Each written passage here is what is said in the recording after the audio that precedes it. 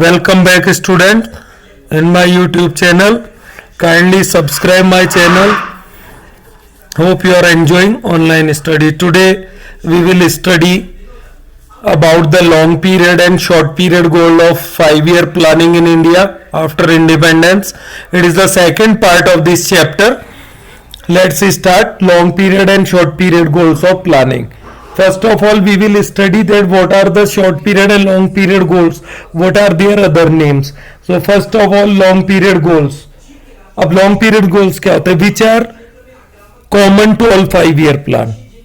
मतलब ये सभी 5-year plan का हिस्सा होते हैं, because they cannot be achieved in single 5-year plan. मतलब ये ऐसे गोल या ऑब्जेक्टिव होते हैं कि ये हर 5-year plan में रहेंगे, क्योंकि एक 5-year प्लान में पॉसिबल नहीं है कि इनको अचीव कर लिया जाए. That is why they are called the common goals of 5-year planning. And other name of long period goal is objective of planning. ये प्लानिंग के ऑब्जेक्टिव है. Yes, so long period goals are common to all 5-year plans and are therefore generally studied as common goal और 5-year plan. तो इनको common goal of 5-year plan के नाम से भी पढ़ा जाता है एंड ऑब्जेक्टिव ऑफ प्लानिंग. तो 3 नाम हो गए आपके पास. Second, short period goals are plan specific. जो शॉर्ट पीरियड गोल्स हैं ये प्लान स्पेसिफिक होते हैं and are generally studied as objective of plan. जो शॉर्ट पीरियड गोल है ये प्लान स्पेसिफिक है, मतलब इनको सिंगल 5-year प्लान में अचीव कर लिया जाता है. Then they will not include in the next 5-year plan. ये वहीं खत्म हो जाते हैं, इनके जो टारगेट जो गोल्स है वो अचीव हो जाता है. बट जो लॉन्ग पीरियड गोल्स है वो हर 5-year प्लान का हिस्सा होता है. Just like long period goals में एग्जांपल है जीडीपी ग्रोथ हो गया, तो ये जीडीपी ग्रोथ हर बार चलना चाहिए. एम्प्लॉयमेंट वाली प्रॉब्लम हुई, मॉडर्नाइजेशन ऑफ इकोनॉमी, तो ये सिंगल 5-year प्लान में नहीं अचीव हो सकते हैं. जैसे अनएम्प्लॉयमेंट वाली प्रॉब्लम है. ये शॉर्ट पीरियड जो गोल्स है प्लान स्पेसिफिक होता है. तो एक मेजर क्वेश्चन आ जाता है, what is the difference between objective of planning and objective of plan. तो ऑब्जेक्टिव ऑफ जो प्लान है ये शॉर्ट पीरियड गोल्स है, ऑब्जेक्टिव ऑफ प्लानिंग है लॉन्ग पीरियड गोल्स है.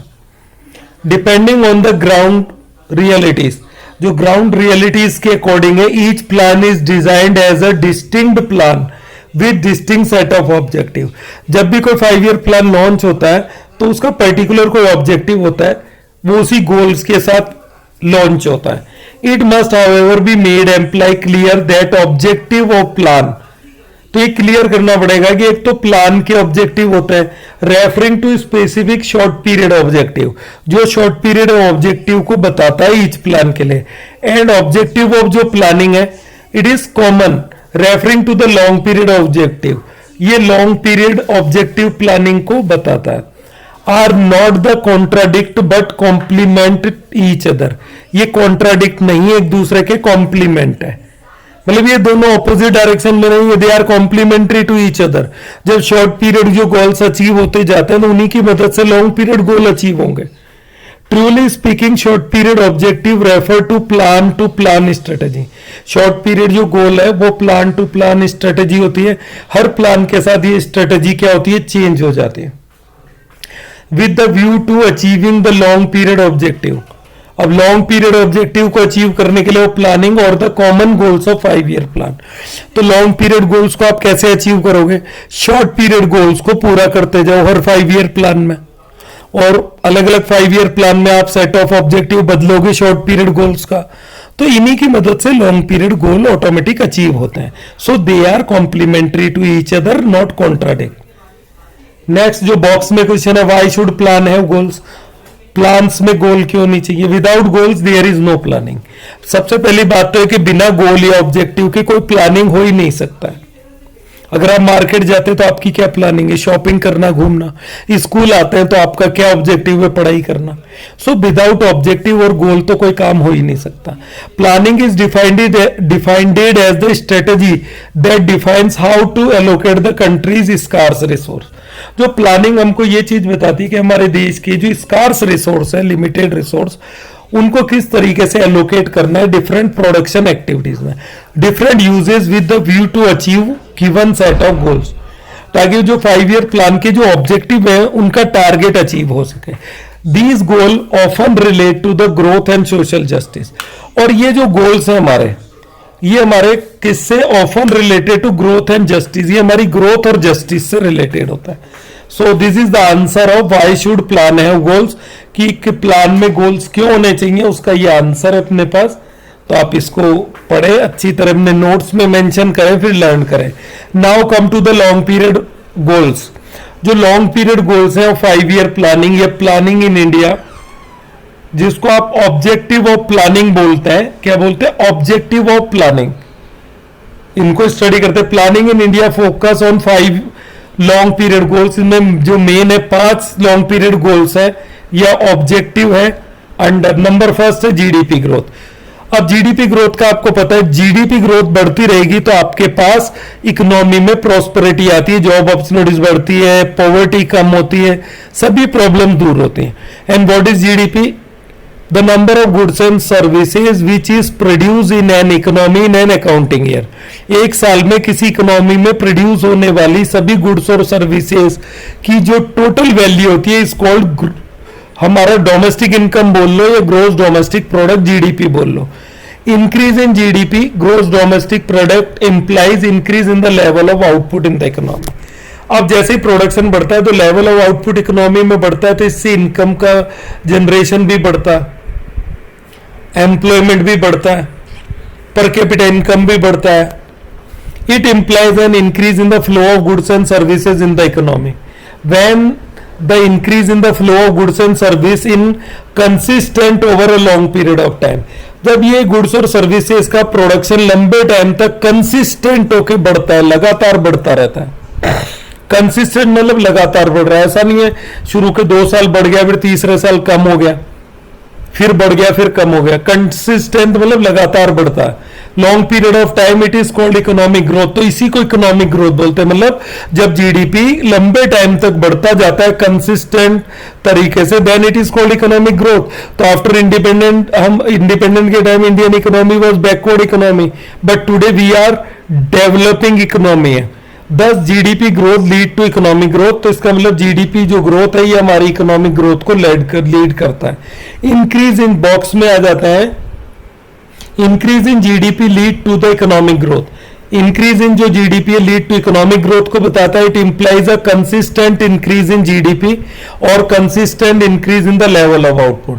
जीडीपी ग्रोथ क्या है? Consistent increase in the output, जो गुड्स और सर्विसेज का आउटपुट लेवल है, कैपेसिटी, उसको बढ़ना ही बोलता है। और consistent increase in the flow of goods and services in the economy over a long period of time, लंबे टाइम तक। ऐसा नहीं 2-4 दिन, 15 दिन, 2-3 महीने बढ़ गया, लंबे टाइम तक 2, 4, 5 साल अगर वो कंटिन्यूटी में बढ़ता है तो इकोनॉमी में प्रॉस्पेरिटी आती है। Increase in GDP depend on 2 factor.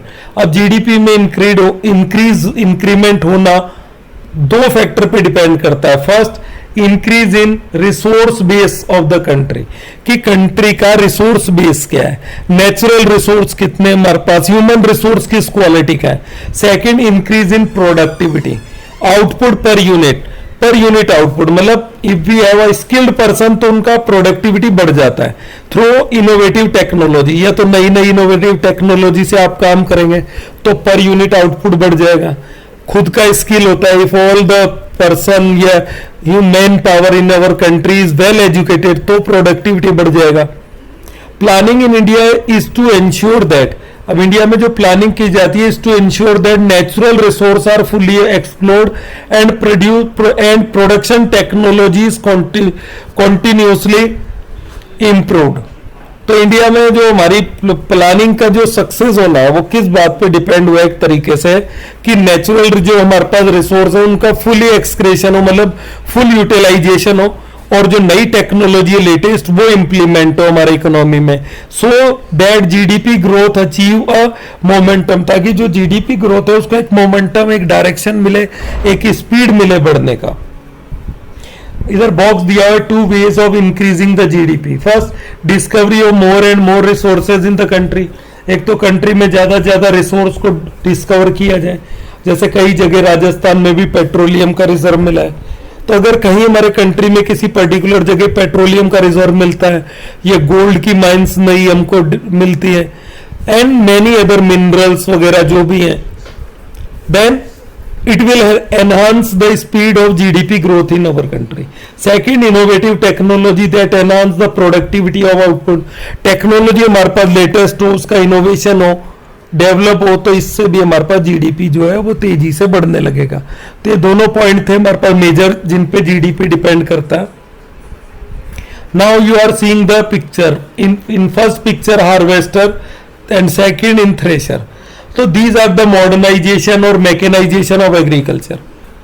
So what does it show? That our agriculture is developing, showing the sign of developing agriculture का वो साइन हमें दिखाती है.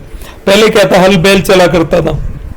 इनोवेटिव टेक्नोलॉजी रेजेस एफिशिएंसी, तो इससे किसान की एफिशिएंसी बढ़ जाती है. There is no wastage of food grain. Food grain का कोई वेस्टेज नहीं होता. थ्रेशर से आसानी से दाना निकल जाता है, हस्क में से हस्क अलग हो जाता है.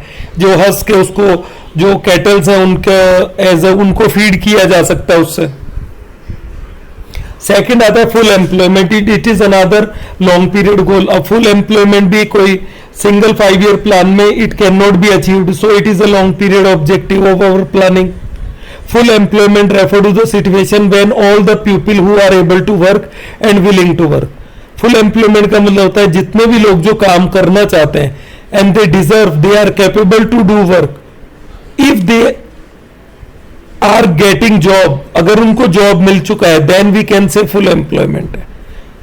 Situation when all the people who are able to work and willing to work at the market wage rate, और वो भी market wage rate पे काम करने को तैयार है.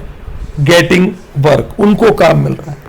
अब इसमें ऐसा नहीं है कि आप काम तो करना चाहते, विलिंग टू और एबल भी कैपेबल है, बट आपको चाहिए कि मुझे तो डेली 1 लाख रुपए सैलरी दो, तब आपको जॉब नहीं मिलेगा. Because you are not ready to do the job at the market price. अब मार्केट प्राइस ये है कि आपको पर डे 500 रुपीज या 1000 रुपीज मिल सकते हैं मैक्सिमम. अगर आप एग्री करते हो तो आपको जॉब मिल जाएगा. But if you are not agree then you are not called unemployment. Under employment नहीं आओगे आप, क्योंकि अब आपने अपनी इच्छा से जॉब नहीं किया, क्योंकि आपको सैलरी कम मिल रही थी. तो मार्केट रेट इसमें वेज रेट पे ही काम करना है आपको. In other word, those who are able to work and are willing to work must get work. मतलब ऐसे लोग जो काम करने के लिए एबल है और विलिंग, इच्छा शक्ति है काम करने की, फिर भी उनको काम नहीं मिल रहा है. This is called social objective of planning. तो इसको सोशल ऑब्जेक्टिव ऑफ प्लानिंग भी बोला जाता है, क्योंकि प्लानिंग में ये एक मेजर हिस्सा होता है हमारी प्लानिंग का. Yes, the objective of full employment focus on inclusive growth. जो ऑब्जेक्टिव ऑफ फुल एम्प्लॉयमेंट है, फुल एम्प्लॉयमेंट का जो हमारे पास टारगेट है, ये इंक्लूसिव ग्रोथ को बताना है कि जब तक इंक्लूसिव ग्रोथ नहीं होगी तो ये 100% ये फुल एम्प्लॉयमेंट लेवल अचीव नहीं हो सकता है. It implies that first more and more people should participate in the process of growth. कि ज्यादा से ज्यादा लोगों को प्रोडक्शन का जो फंक्शन है या प्रोडक्शन का जो काम है उसमें, उस प्रोसेस में पार्टिसिपेट करना चाहिए. ग्रोथ के प्रोसेस में पार्टिसिपेशन करना चाहिए. नंबर सेकंड है benefit of growth must be shared across wider section of society. और इस तरीके से जो ग्रोथ होता है उसका जो बेनिफिट होता है वो वाइडर सेक्शन सोसाइटी के एक बड़े हिस्से तक डिस्ट्रीब्यूट होना चाहिए. It amounts to achieve growth with social justice. और इसका जो मेन मकसद है वो क्या चीज है, benefit of growth must be shared across wider section of society, कि इसका बेनिफिट हमारी सोसाइटी के एक वाइडर सेक्शन तक पहुंचे. It amount to achieved growth with. अब बॉक्स पे आते हैं. Full employment does not mean a situation of zero employment. ये बॉक्स में दिया हुआ है कि एक्चुअली में हमारा फुल, जब हम बोलते हैं full employment, then what do we mean by it. तो हमारा इससे मतलब क्या होता है, और इकोनॉमिकली इसका इकोनॉमिक्स में मतलब क्या होता है. तो देखो, full employment never mean a zero unemployment. मतलब फुल एम्प्लॉयमेंट का मतलब ये नहीं है कि सभी आदमियों को काम मिल जाए. यहां सिर्फ ये बात होगी कि ऐसे person, a person who want to do the work on a current wage rate and they have a capacity to do it. मतलब ऐसे लोग जो उस काम को करना चाहते हैं, जो करंट वेज मिल रहा है, जो करंट मजदूरी मिलती है, उसी पैसे पे काम करने को तैयार हैं और उनको काम आता भी है, दे आर कैपेबल। तो अगर फिर भी उनको काम नहीं मिलता है तो वो अनएम्प्लॉयमेंट में आएंगे। तो यहाँ full employment by no means should be considered as the situation of zero unemployment. तो कई बार फुल एम्प्लॉयमेंट का मतलब स्टूडेंट ये समझ जाते हैं कि जीरो अनएम्प्लॉयमेंट मतलब अब तो सभी आदमियों को काम मिल गया है, ऐसा कोई नहीं बचा है जिसके पास जो अनएम्प्लॉयड है। सेकेंड है, in an economy there is always some natural rate of unemployment. हर इकोनॉमी में, whether it is America, China, Japan, India, Sri Lanka, सभी में कुछ न कुछ नेचुरल रेट ऑफ अनएम्प्लॉयमेंट होता है। मतलब सभी में अनएम्प्लॉयमेंट होता है। Which is the minimum rate of unemployment, वो मिनिमम होगा जो सभी में होगा। अब इंडिया में तो अनएम्प्लॉयमेंट एक बड़ी प्रॉब्लम है, caused by the structural changes in the system of production। अब ऐसी अनएम्प्लॉयमेंट कब आती है, जब हमारे प्रोडक्शन के सिस्टम में कुछ स्ट्रक्चरल चेंजेस आते हैं। अब जैसे कई बार क्या होता है, सरकार कोई बड़े मेट्रो का काम चल रहा है तो उस जगह पूरा रोड ब्लॉक हो जाता है, तो उधर की दुकानें बंद रहती हैं कुछ दिनों तक। बारिश के सीजन में कई बार कंस्ट्रक्शन वर्क रुक जाता है। तो ये स्ट्रक्चरल चेंजेस के कारण कई बार कुछ लोगों को कुछ टाइम तक अनएम्प्लॉयमेंट का सामना करना पड़ता है। थर्ड पॉइंट है, structural changes by and large are related to the introduction of new technology in the production system. जैसे कोई नई प्रोडक्शन टेक्नोलॉजी इंस्टॉल्ड हो रही है प्लांट में, because of these changes people tend to remain unemployed. तो जब तक वो टेक्नोलॉजी इंस्टॉल नहीं हो जाती है या पूरा रिनोवेशन चल रहा है फैक्ट्री का, तो हो सकता है 10-15 दिन, महीना भर हमारी जॉब चली जाए, हम अनएम्प्लॉयमेंट रहे। और some time till they adapt themselves to these changes. अब मुझे एक चीज याद आ रहा है, when I was in 12th standard, तो उस टाइम कंप्यूटर इंट्रोड्यूस हुए। तो जब कंप्यूटर से सभी ऑफिस में कंप्यूटर इंस्टॉलेशन हुआ, तो जो पुराने जो हाथ से काम करने वाले थे क्लर्क, उनको कंप्यूटर ऑपरेट करना नहीं आता था। तो इसका मतलब क्या हुआ, वो शॉर्ट टाइम के लिए अनएम्प्लॉयड हो गए, उन्होंने कंप्यूटर वगैरह चलाना सीखा, फिर वो दोबारा जॉब पे आए। तो कई बार स्ट्रक्चर चेंजेस के कारण आपको कुछ समय तक अनएम्प्लॉयमेंट का सामना करना पड़ता। तो ये आपका इस सिचुएशन को बताता है कि फुल एम्प्लॉयमेंट का मतलब जीरो अनएम्प्लॉयमेंट नहीं होता। नेक्स्ट आता है natural rate of unemployment, also called structural unemployment. जो नेचुरल रेट ऑफ अनएम्प्लॉयमेंट है, इसको आप स्ट्रक्चरल अनएम्प्लॉयमेंट भी बोलते हैं। यहाँ हर पॉइंट को बारीकी से पढ़ना जरूरी है, because MCQ fill in the blank, match the column, true false, पता नहीं कहाँ क्वेश्चन बन के आता है। Is consistent with the situation of full employment. Constitute, ये जो है अनएम्प्लॉयमेंट एक कॉन्स्टिट्यूट बनता है फुल एम्प्लॉयमेंट का। तो ये 4 पॉइंट अपने थे कि full employment does not mean a situation of zero employment. जो थर्ड लॉन्ग पीरियड गोल है, equitable distribution of equity. Equity का मतलब होता है पैसा, और इक्विटेबल का मतलब इक्वल नहीं होता है। Most of the student think that equitable means equal. No, दोनों अलग अलग कंसेप्ट है। इक्वल तो अलग चीज है, सॉरी स्पेलिंग मिस्टेक हो गया, EQUAL। Equal and equitable are different words. Equal का मतलब होता है बराबर बराबर, जैसे हर बच्चे को एक टॉफी मिलेगी तो ये इक्वल हुआ डिस्ट्रीब्यूशन। इक्विटेबल डिस्ट्रीब्यूशन का मतलब है सभी को टॉफी मिलेगी, ठीक। अब जिसको ज्यादा मिली है, जो ज्यादा कैपेसिटी रखता है खाने की, उसको ज्यादा मिलेगी, कम वाले को कम मिलेगी, मिलेगी सभी को। तो यहाँ हमारे सैलरी के डिस्ट्रीब्यूशन से मतलब होता है। इक्विटेबल डिस्ट्रीब्यूशन का मतलब होता है if there is increase in salary, तो सभी जो पुअर और रिच सभी की इनकम बढ़े। जैसे 5% इंक्रीज होता है तो डॉक्टर का भी बढ़े और पियून का भी बढ़े, दोनों का 5% सैलरी बढ़ जाता है। अब डॉक्टर की सैलरी तो 50,000 है सपोज करो, तो उसका 5% बढ़ेगा तो वो 5% ज्यादा होगा। पियून की सैलरी कम है तो उसका 5% कम होगा। तो एक्चुअल में जो इंक्रीज हुआ है दोनों की सैलरी में, वो तो अलग अलग हुआ है, डॉक्टर की ज्यादा बढ़ेगी और पियून की कम, बट इक्विटेबल मतलब दोनों की 5% बढ़ी। तो इसको पढ़ के देखते हैं। Equitable distribution, economy economic growth would become meaningless exercise if the benefit of the growth occur to only a handful of people. अब इकोनॉमिक जब ग्रोथ होता है, अगर उस ग्रोथ का फायदा आपके सोसाइटी के कुछ पर्टिकुलर सेक्शन को, रिचर सेक्शन को मिले, बट मिडिल क्लास और पुअर सेक्शन को नहीं मिले, then this kind of growth is meaningless. तो इस तरीके का इकोनॉमिक ग्रोथ मीनिंगलेस होता है. Growth occur to only a handful pupil in society. Note the following observation carefully. तो आप ये ऑब्जर्वेशन देखें. First, growth serve virtually no purpose in the society where rich tend to become richer.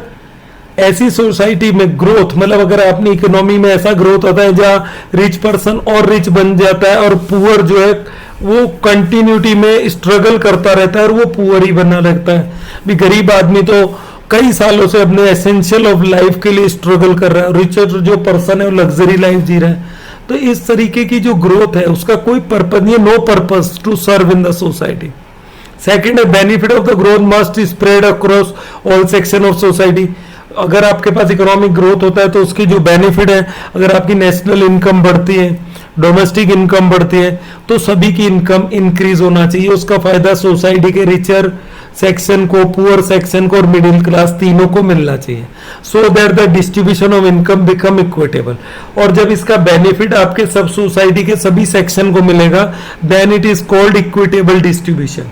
Next point है, equitable distribution of income implies social equality. जब equitable distribution होता है income का तो इससे सोशल इक्विलिटी आती है. क्या आती है? Social equality. And this is one of the principal objective and goal of planning.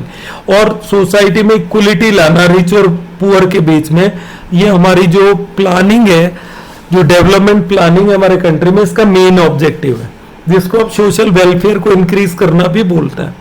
ये प्रिंसिपल ऑब्जेक्टिव हो गया हमारी प्लानिंग का. नेक्स्ट अपने पास बॉक्स आता है equal distribution and equitable distribution. इसको थोड़ा सा जस्टिफाई करते हैं हम. Equal distribution and equitable distribution. तो देखें, equal distribution would mean every individual in the society get the same share in the country's national income. अगर हमारे देश के सभी लोगों को नेशनल इनकम का इक्वल पार्ट मिल जाए, then it is called equal distribution. तो अब सभी की इनकम बराबर तो हो नहीं सकती. अब डॉक्टर, इंजीनियर और पुअर और जो पियोन है, पुअर पर्सन्स हैं, या जो सर्वेंट का काम करते हैं, या टीचर हो गया, इन सभी की सैलरी इक्वल कैसे कर सकते? स्किल के अकॉर्डिंग अब डॉक्टर, इंजीनियर की सैलरी तो हाई पेड होगा, आरबीआई का गवर्नर है उसकी सैलरी ज्यादा होगी. तो ये फिक्स होता है. बट इक्वल का मतलब सभी को इक्वल करना है. It would imply a situation when doctor get the same salary as a clerk. Equal distribution तब होगा जब डॉक्टर की जो सैलरी है वो क्लर्क के बराबर हो जाए इन द हॉस्पिटल. बट आपको ये पता है कि डॉक्टर की सैलरी क्लर्क से ज्यादा ही होती है हॉस्पिटल में. No society would ever seek a situation like this. अब किसी भी सोसाइटी में ऐसी सिचुएशन नहीं आएगी जहां हाई पोस्ट वर्कर और लो पोस्ट वर्कर को बराबर पैसे मिले. अब इक्विटेबल पे चलते हैं. Equitable distribution on the other hand refers to situation when differences in income are allowed. जब इनकम में डिफरेंस अलाउड है, मतलब क्लर्क और डॉक्टर की सैलरी अलग अलग होगी, but only with in certain limits. But उसकी एक लिमिट होगी. ऐसा नहीं होगा जो क्लर्क है उसको इतना पैसा भी नहीं मिले कि वो अपने एसेंशियल ऑफ लाइफ जो है वो भी पूरे नहीं कर पाए. तो इसमें फर्स्ट पॉइंट जो अपने पास है पढ़ने के लिए, these differences are socially unborn socially and are to be proportionate to the differences in qualification and skill of different individual in the society. तो जब जो सैलरी में जो डिफरेंसेस हैं इक्विटेबल डिस्ट्रीब्यूशन में, वो स्किल के कारण आते हैं. अब डॉक्टर इज डॉक्टर, उसकी स्किल अलग है. क्लर्क इज क्लर्क, तो सैलरी में डिफरेंस आएंगे. जितने ज्यादा स्किल आपके अंदर अच्छे होंगे उतनी सैलरी आपको ज्यादा मिलेगी. सेकेंड है, व्हेन अ डॉक्टर गेट 50,000 पर टू परफॉर्म अ सर्जरी. अब डॉक्टर को एक सर्जरी ऑपरेशन करने के लिए 50,000 मिलते हैं, लास्टिंग फॉर 1 आवर, 1 घंटे तक सर्जरी चलती है. While on the other end factory worker get 50,000 for entire year. अब पूरे फैक्ट्री वर्कर को पूरे साल भर में 50,000 मिलते हैं. वर्किंग 8 आवर डे, डेली वो 8 घंटे काम करता है तो साल भर में 50,000 मिलता है। The difference in income is too large, ये इतना बड़ा गैप है, to be socially justified. Such differences which are socially unborn must be corrected. तो इतने बड़े डिफरेंस को तो हमें करेक्ट करना ही है, बट इक्विटेबल डिस्ट्रीब्यूशन में सैलरी डिफरेंसेस अलाउड होते हैं और वो ओनली ड्यू टू स्किल होते हैं। नेक्स्ट है equity. In terms of equitable distribution of income implies that economic growth is related to social justice. Equity जो है अपने पास, in terms of equitable distribution में जब इक्विटी को समझते हैं, उसका मतलब है कि ग्रोथ को अचीव किया जाना चाहिए किस व्यू पॉइंट से, सोशल जस्टिस के, कि आपका कंट्री डेवलप करे और वह सोशल जस्टिस का जो स्टैंडर्ड है वो भी इंक्रीज हो। नेक्स्ट लास्ट पॉइंट है बॉक्स में, it is only when economic growth is related to social justice that growth is converted into development. It is only when economic growth is related, जब economic growth आपकी social justice से relate हो जाएगी, then it is converted into development, तो वही development कहलाता है। Planning in India focus on the growth with justice. तो इंडिया की जो प्लानिंग है वो किस पे फोकस करता है, जस्टिस पे, सोशल। हमको मतलब प्लानिंग कंट्री का डेवलपमेंट तो करना है, बट उसमें सोशल जस्टिस को आगे बढ़ाते हो। तो नंबर 4 जो लॉन्ग पीरियड गोल है, मॉडर्नाइजेशन। ये भी बड़ा इंपॉर्टेंट लॉन्ग पीरियड गोल है। It can not be achieve under single 5-year plan. It refer to the updation and adoption of the modern technology in the process of growth. इसका मतलब जो भी modern technology आती है उसको आपको adoption करना है, अडॉप्ट करना है, अपने कंट्री में इंप्लीमेंट करना होता है। तो ये भी टाइम टू टाइम होता है, ऐसा नहीं हमने 1956 के 5-year प्लान में मॉडर्नाइजेशन कर लिया। बट टेक्नोलॉजी तो अभी लेटेस्ट आ चुकी है, 4G के बाद 5G मोबाइल आएगा, 7G आएगा, तो जैसे ही आता है तो हमारी इकोनॉमी में इसको अडॉप्ट करना है। तो ये लॉन्ग पीरियड गोल में आ गया। As noted earlier, output can be increase either by increasing the pool of resources. अगर आपको आउटपुट बढ़ाना है तो पूल ऑफ रिसोर्सेज, आप ज्यादा रिसोर्सेज ऑक्यूपाइड करें, और बाय यूजिंग इनोवेटिव टेक्नोलॉजी, या आप टेक्नोलॉजी, इनोवेटिव टेक्नोलॉजी को अडॉप्ट करें। 2 तरीके से आप अपने आउटपुट मतलब प्रोडक्शन को बढ़ा सकते हैं। Modern age is the age of science and innovation. अब जो मॉडर्न इरा चल रहा है ये साइंस का चल रहा है और इनोवेशन आविष्कारों का। Science has offered us new ways of doing things. Science के जरिए हम उस काम को नए नए तरीकों से कर सकते हैं। Such that productivity in farm and factories has shown exponential rise. आज हमारे खेतों में, फैक्ट्री में जो प्रोडक्शन, ये प्रोडक्टिविटी बढ़ी है पर यूनिट, ये ड्यू टू साइंस बढ़ी है। एग्रीकल्चर में तो HYV सीड, फर्टिलाइजर, केमिकल जो भी इंसेक्टिसाइड, पेस्टिसाइड का इंट्रोडक्शन हुआ तो प्रोडक्टिविटी काफी बढ़ा है। फैक्ट्रीज में आपके पास जो रोबोट या नई मशीनें आ गई हैं, हाई टेक्नोलॉजी, इससे प्रोडक्शन बढ़ने लगा है, प्रोडक्टिविटी बढ़ी है। Such that productivity in farm and factories has shown exponential rise. और इसी कारण फैक्ट्री और हमारे खेतों में जो प्रोडक्शन में इंक्रीज हुआ, एक बूम आया है, बहुत तेजी से प्रोडक्शन होने लगा। नेक्स्ट आता है green revolution in Indian agriculture is a well known example of how technology can bring about revolutionary changes in output. अब इंडिया में after the adoption of the green revolution, Indian agriculture क्या है, total modernisation हो गया। उसमें scientific farming को adopt किया गया, permanent mean of irrigation establish किए गए, HYV सीड हो, इंसेक्टिसाइड, पेस्टिसाइड, इन सभी को अडॉप्ट करके इंडियन एग्रीकल्चर का मॉडर्नाइजेशन हुआ। तो it is a good example to understand the modernisation, जो पॉइंट है इसको। Agriculture is well known example of the technology can bring about revolutionary change. मतलब टेक्नोलॉजी है जो हमारे यहाँ रेवोल्यूशनरी चेंजेस लेके आ सकती है। नेक्स्ट आता है green revolution in Indian agriculture is well known example, ये पढ़ लिया recently.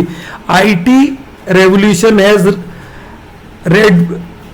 Redefined the concept of domestic production. IT revolution जो है, इंफॉर्मेशन टेक्नोलॉजी ने भी रेवोल्यूशन ला के खड़ा कर दिया है।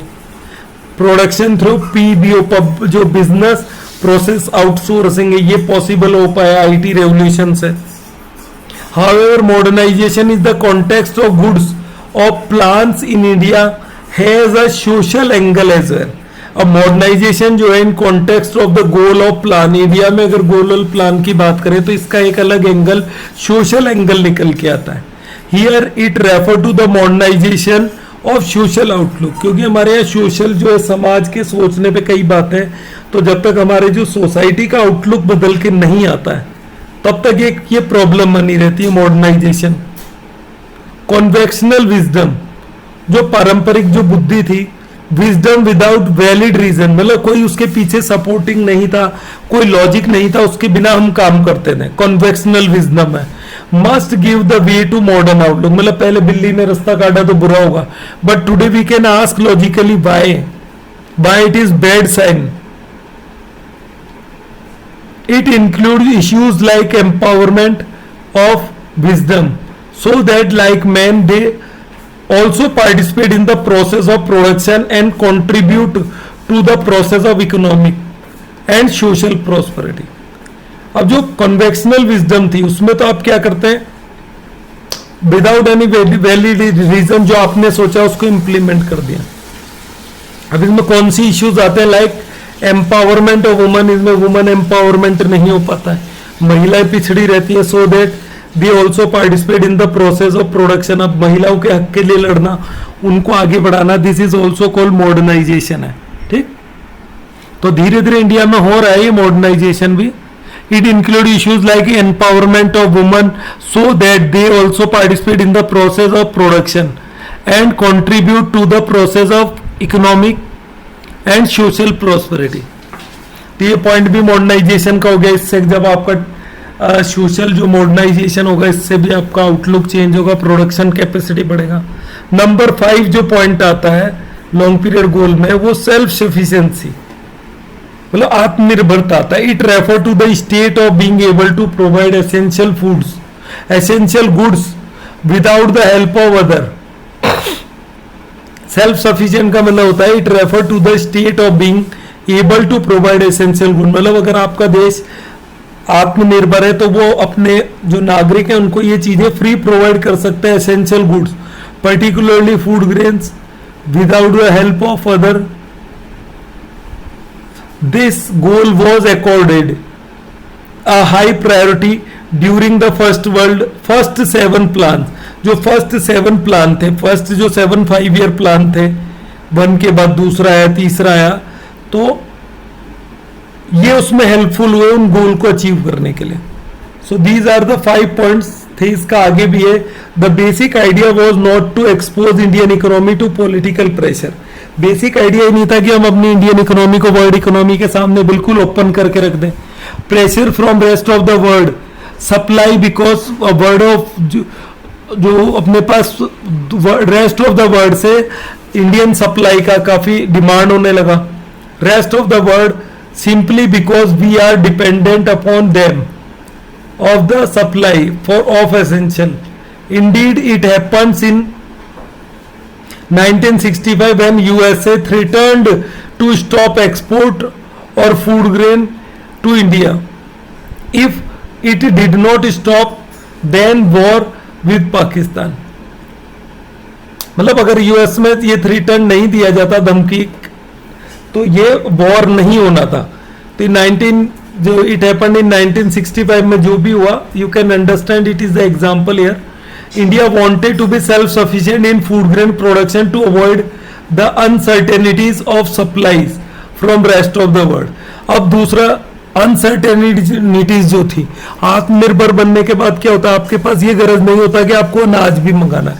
सपोज करो if you want to import the food grain, आप एक ही कंट्री से मंगाते हो, उसने उस सप्लाई को रोक दिया, तो फिर आपके कंट्री में तो भुखमरी फैल जाएगी। यस, बॉक्स पे आते हैं। It was necessary for a developing countries like India to achieve self sufficiency in food grain. Okay, तो if it was necessary for achieving countries like India, India जैसे डेवलपिंग कंट्री तक approach करना आसान है, to achieve self sufficiency in food grain production, otherwise these countries had to yield a food grain countries, food exporting countries like USA and support their political agenda, इनके political agenda को भी support करते हैं. Example, India was presented to and war with Pakistan. India ने पाकिस्तान के साथ after independence 2 लड़ाइयां लड़ी 1965. और सेकंड 1965 वाला तो क्लियर हो गया, और सेकंड वाला भी यूएसए के साथ जो हुआ था. Short period goals of planning, तो हमने लॉन्ग पीरियड गोल्स जो पढ़ लिया जो कि हर प्लान में कॉमन होते हैं. एंड इट इज 5 जो हमने भी पढ़े थे, जो 5 है ये लॉन्ग पीरियड गोल्स थे, ये हर प्लान में कॉमन चलेंगे. और हमने एक चीज पढ़ी थी, the short period goal and long period goal are not contradict, they are complementary. कई बार बच्चे समझ जाते हैं कॉन्ट्राडिक्ट एक दूसरा का कुछ ऑपोजिट होगा, बट दे आर कॉम्प्लीमेंट्री. और क्लियरली ये कहें कि शॉर्ट पीरियड गोल के बेसिस पे ही लॉन्ग पीरियड गोल अचीव किए जा सकते हैं. सो हमारे पास जो लॉन्ग पीरियड गोल्स है वो अपने पास 5 थे. एक बार मैं दोबारा इनको शॉर्ट में आपको दिखा देता हूं. जैसे फर्स्ट आपका जीडीपी ग्रोथ था, ये हर प्लान में कॉमन होगा. सेकंड फुल एम्प्लॉयमेंट वाला पढ़ा आपने. थर्ड इक्विटेबल डिस्ट्रीब्यूशन है. फिर अपने पास आया सेल्फ सफिशिएंसी था, और बीच में एक फोर्थ था modernisation. So now short period goals हैं, इनको क्या बोला जाता है, objective of plan. And they are plan specific, एक प्लान पूरा होते ही ये खत्म हो जाते हैं. Just like first 5-year plan was based on agriculture, second industry वाला था. तो डिफरेंट 5-year प्लान है, डिफरेंट गोल्स, तो उनको उसी में अचीव कर लिया जाता है और वो नेक्स्ट के लिए नहीं रहते हैं. बट जो कॉमन जो प्लान है, लॉन्ग पीरियड प्लान है, वो सभी 5-year प्लान में कॉमन होंगे. Yes, so let's study short period goals. Short period goals objective vary from plan to plan depending on current needs of the economy. अब current need of economy क्या है, इस पे डिपेंड करते हैं. Current time पे अगर आपको डिफेंस कंट्री का मजबूत करना है तो आप उस 5-year प्लान में डिफेंस के लिए जो आइटम है उस पर ज़्यादा जोर दे सकते हैं, मेन ऑब्जेक्टिव रख सकते हैं. एग्रीकल्चर को आगे लेना है तो एग्रीकल्चर के वो आपके पास ऑब्जेक्टिव ज़्यादा होंगे उसमें. बट जब वो प्लान पूरा होगा, वो टारगेट अचीव हो जाएगा, जो अपकमिंग नेक्स्ट 5-year प्लान है उसमें वो डिफरेंट होगा. Broadly plan to plan objectives were specified as under. अब प्लान टू प्लान क्या होते हैं, तो यहाँ पे आपके पास सिर्फ एग्जाम्पल होंगे डिफरेंट 5-year प्लान के. जस्ट लाइक फर्स्ट है, when the first plan was initiated, जब इंडिया का फर्स्ट 5-year प्लान इनिशिएट हुआ, the country was battling serving shortage and food grain. तो भारत की लड़ाई किस में थी, शॉर्टेज ऑफ फूड ग्रेन वाली एक बड़ी प्रॉब्लम थी अपने पास. Accordingly the first plan focused on the higher education production.